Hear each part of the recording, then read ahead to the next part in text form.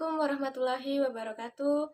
Saya Ferwati Matsalikin dari jurusan Bimbingan dan Konseling semester 3 berjalan Fakultas Ilmu Pendidikan Universitas Negeri Gorontalo. Pembuatan video ini untuk memenuhi tugas bimbingan dan konseling kelompok. Adapun tugas tersebut adalah menjelaskan beberapa materi tentang tahap peralihan. Sebelum masuk pada materi tahap peralihan, saya akan menjelaskan apa itu bimbingan kelompok.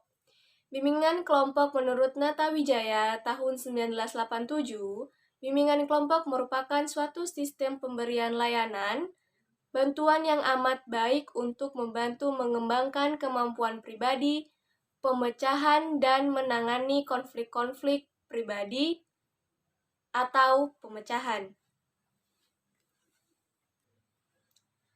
Adapun tujuan bimbingan kelompok menurut Dinky, Mary, dan Muro tahun 1979 adalah untuk membantu individu-individu atau peserta didik agar lebih kompeten untuk menghasilkan suatu kelompok yang lebih baik.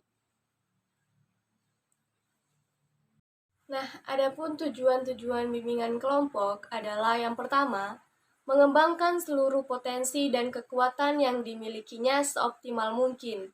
Yang kedua, menyesuaikan diri dengan lingkungan pendidikan serta lingkungan masyarakat. Yang ketiga, mengatasi hambatan dan kesulitan yang dihadapi dalam studi penyelesaian dengan lingkungan pendidikan serta lingkungan masyarakat. Yang keempat, merencanakan kegiatan penyelesaian studi, perkembangan karir, serta kehidupan di masa yang akan datang. Adapun itu adalah tujuan-tujuan bimbingan kelompok secara umum. Aspek-aspek tahap peralihan akan dijelaskan oleh rekan saya. Terima kasih. Baiklah, saya akan menjelaskan tentang tahap peralihan. Yang poin pertama yaitu menjelaskan kembali kegiatan kelompok. Jadi, kegiatan kelompok yaitu di mana para peserta didik atau anggota kelompok harus menyumbangkan ide maupun gagasan yang ada dalam pikirannya. Selain itu, dalam kegiatan kelompok memiliki aturan yang harus ditaati atau diikuti oleh para peserta didik maupun anggota kelompok. Yang pertama yaitu mendengarkan. Artinya kita harus mendengarkan apa yang menjadi pertanyaan dari teman kita. Yang kedua yaitu memahami, di mana kita harus memahami apa yang dipertanyakan atau apa yang disampaikan oleh teman kita. Dan yang terakhir yaitu merespon, di mana ketua kelompok akan memberikan kesempatan kepada kita untuk merespon apa yang menjadi pertanyaan. Bismillahirrahmanirrahim. Saya akan menjelaskan tentang materi dari kelompok kami tentang tahap peralihan. Jadi di situ ada poinnya mengenai tanya jawab tentang kesiapan anggota untuk kegiatan lebih lanjut. Nah, jadi pada tahap ini pemimpin kelompok itu bertanya kepada anggota apakah mereka siap untuk melanjutkan kegiatan. Ketika anggota kelompok mengatakan mereka belum siap untuk melanjutkan kegiatan, maka pemimpin kelompok menanyakan kembali apa masalah yang mereka alami, ada yang belum dipahami atau tidak.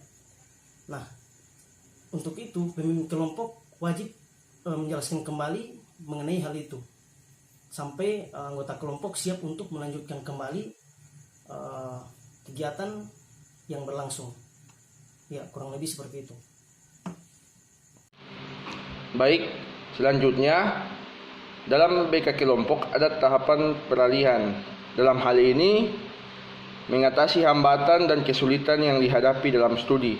Jadi bagaimana caranya kita menghadapi atau mengatasi hambatan dan kesulitan dalam hal ini dalam studi atau dalam pembelajaran. Di sini kita sebagai guru BK harus membuat kelompok. Kelompok ini untuk mengatasi atau membicarakan daripada hal tersebut dalam studi. Mungkin dari beberapa orang itu ada masukan-masukan atau ada tanggapan-tanggapan untuk mengatasi daripada masalah tersebut. Masalah dalam studi ini ada berbanyak hal. Ada aspek-aspek tertentu, salah satunya ada dalam lingkungan pendidikan tersebut. Bagaimana mestinya dalam lingkungan pendidikan, contohnya dalam kelas, ada fasilitas yang memadai, guru yang handal dan profesional. Dan dalam hal ini juga bukan hanya lingkungan pendidikan, tapi dalam lingkungan masyarakat.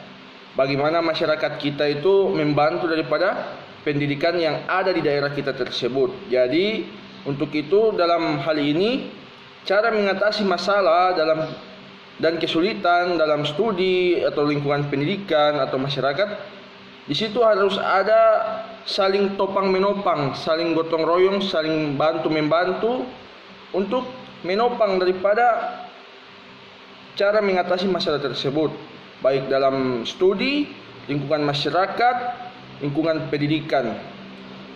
Jadi selanjutnya saya serahkan kepada materi berikutnya. Perkenalkan, nama saya Ratna Palia. Saya akan melanjutkan poin yang keempat, yaitu menjelaskan topik yang akan dibahas dalam BK kelompok di tahap peralihan. Topik ini ada dua, yaitu topik tugas dan topik bebas. Topik tugas itu sendiri gurunya sudah mempersiapkan terlebih dahulu atau disiapkan di mading. Contohnya, kegiatan BK kelompok akan dilaksanakan dengan topik bahayanya pergaulan bebas. Topik bebas yaitu topik yang akan dipilih dari anggota kelompoknya atau kesepakatan bersama.